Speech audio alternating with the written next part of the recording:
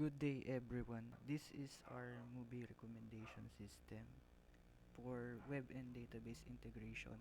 Group performance task number 4 with my group mates Abril John Dondel, Miliera Christine Andrea, and Oledan Christian Angelo. Next slide. So for the introduction, modern web applications can use machine learning to provide intelligent features such as recommendations. So this system is a movie recommendation system that allows users to manage movie records and get similar movie recommendations using a trained machine learning model. Next. So yes, the problem statement. So users may have difficulty choosing what movie to watch next, especially when they want movies with a similar genre, theme, or story. So this system helps users find similar horror movies based on the movie title they enter. The recommendation is based on the movie details such as genre, plot, rating, and the release year. Next.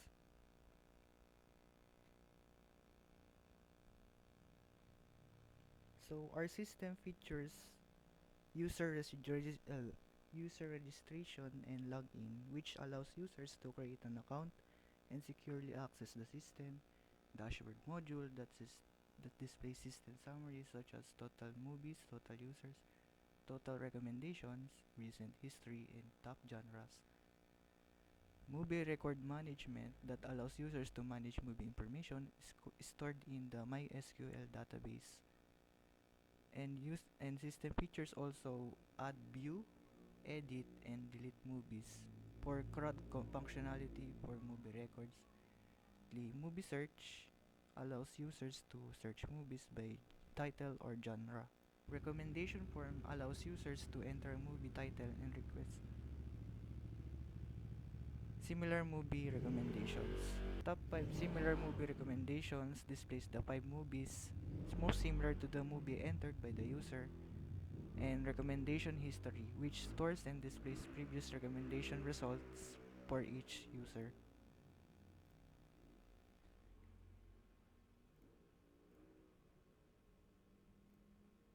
So, next naman po para po sa aming database design, yung system po is gumagamit po siya ng database na named Movie Recommender DB.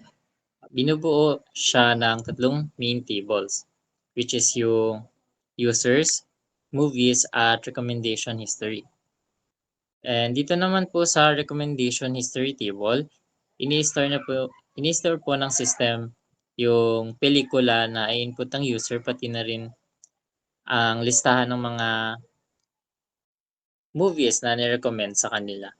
Then mapapansin din po natin na meron po tayong user ID bilang foreign key. Mahalaga siya para ma-connect natin ang bawat recommendation record sa specific user account.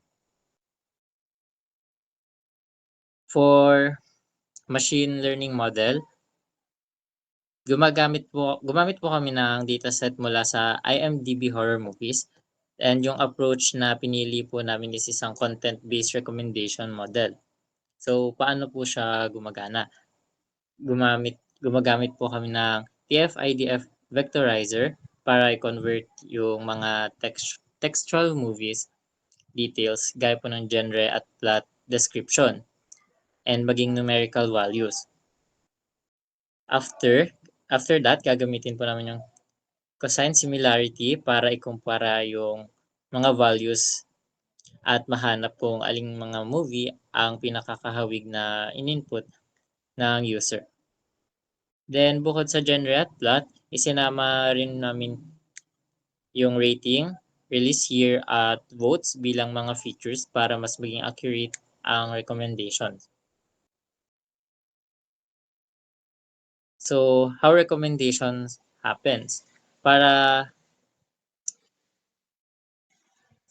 po mas detailed na step-by-step process ng system, una po is yung data preparation.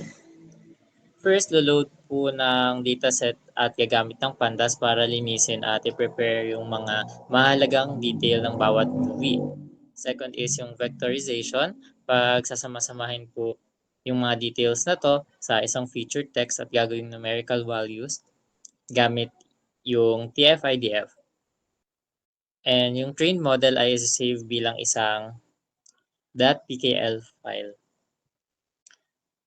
Then, third step po yung user input and Flask. Kapag nag-type na yung user ng movie title sa recommend page, ipapadala ng Flask ang input na ito sa aming save model. Then, matching and ranking. Dito na papasok yung cosine similarity para i-compare ang na-input sa iba pang movies sa dataset. Irarank ng system yung mga movie na may pinakamataas na similarity score. Then for output sa huli, yung top 5 similar movies ay i-display sa user at sabay na i-save sa aming MySQL database para sa history. Then next. Good day everyone. I will demonstrate our system called Movie Recommender, and this is a Plus Ninja web application na connected sa MySQL, and the purpose of this system is to help user find movies similar to the movie they like. So first, ito yung web application sa browser. Nagsistart siya sa welcome page. So user can create account. Yan. And after creating account, we will log in. Yan. After logging in, we are directed to the dashboard, and this is the dashboard page. It shows the overall system summary such as total users, total recommendation, and also display the recent recommendation history, the most used input movie, and the top genre analytics. So this dashboard acts as the system overview and helps shows the records and activities stored in the database. So we go to the movies. This is the movie page, and dinedisplay nito yung lahat ng movie records sa MySQL na database. User can search for a movie by title or genre, and the system also operates the CRUD operation. So user can add, view, edit, and delete movies record. And after that, we go to the recommend page, and this is the machine learning module ng system. So the user enters a movie, for example, itong The Evil Returns, find similar movies. Since this movie is under the horror genre, ang machine learning model namin is maghahanap ng ibang movies na similar sa details nito. For example, if the movie has word related sa ghosts, evil spirits, or supernatural events, dun sa description nito at genre hahanap. So yung system namin, i-compare yung mga details with other movies in the dataset, and the train model then recommends movies that are similar dun sa search ng user based dun sa plot, genre, or description, rating, and release year, and both. So after comparing the movies, the system returns the top 5 similar movies. So ito yung top 5 nung sinearch ko ng Evil Return. And this Evil Returns, ang genre is horror, so naghanap tama to, naging horror yung lumabas.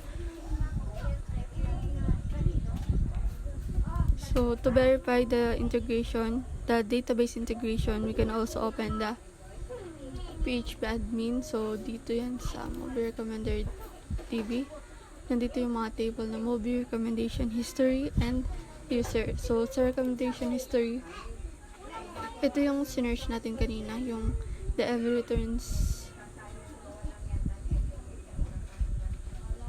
And dito, nakita naman natin na nag-save yung in-input na movie and the generated recommendation, which proves that the ML result from the machine learning module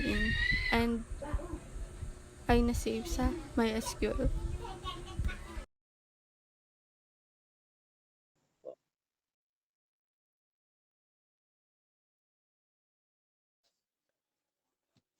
So, this part naman po is ine-explain yung integration ng Plus and MySQL.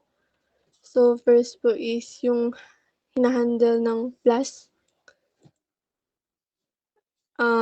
First po is sa web routes.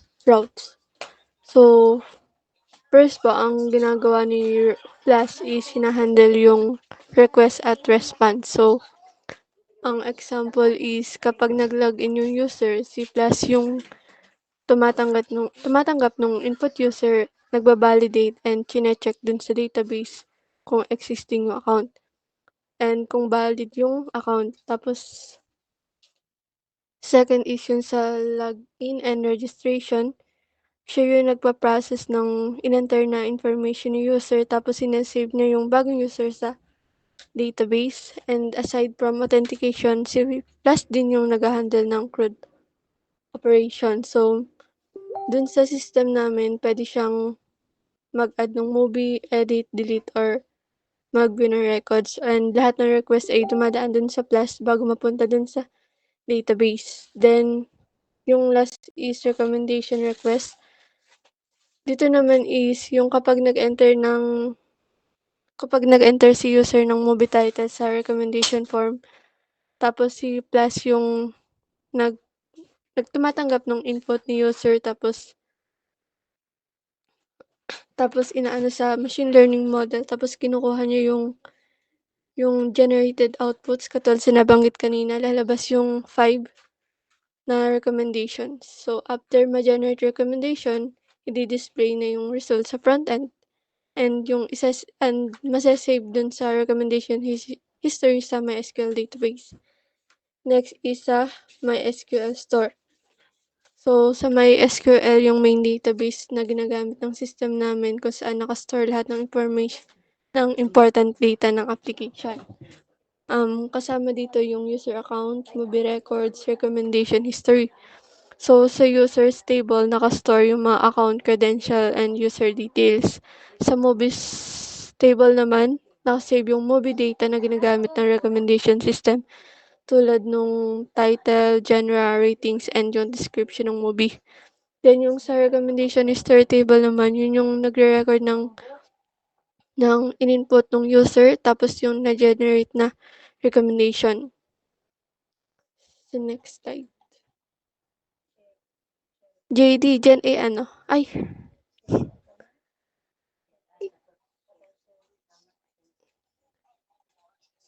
sa result naman ay, yun nga, based dun sa live demo.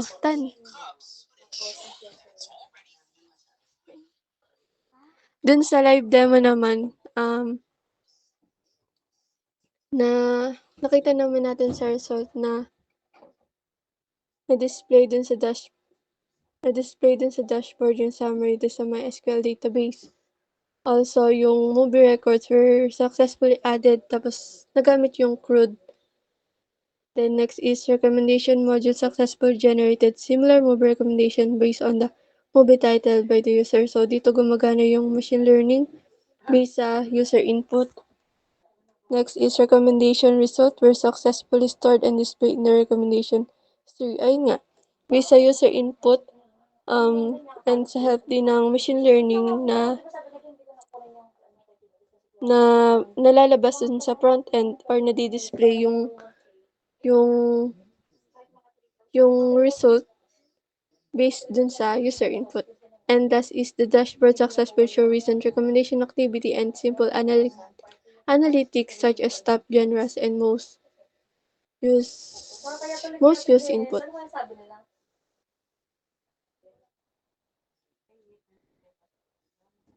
So for the conclusion, yun, naging successful yung sa movie recommendation system and nagbibigay siya ng simple and functional way para makahanap ng similar movies yung user.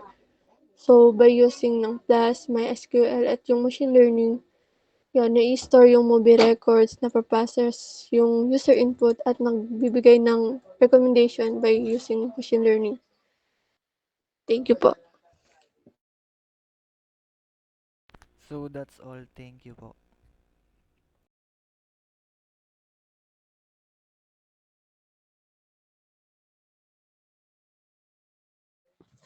JD, isisingit mo yung yung ipapasa kong video doon sa demo.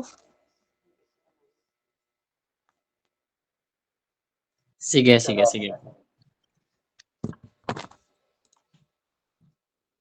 Ano yun, edit lang sa CapCut? Oo, cut kasi yun eh. Dapat pala, Sige, sige. dapat pala pinlay ko na. Pero sige, send ko na lang.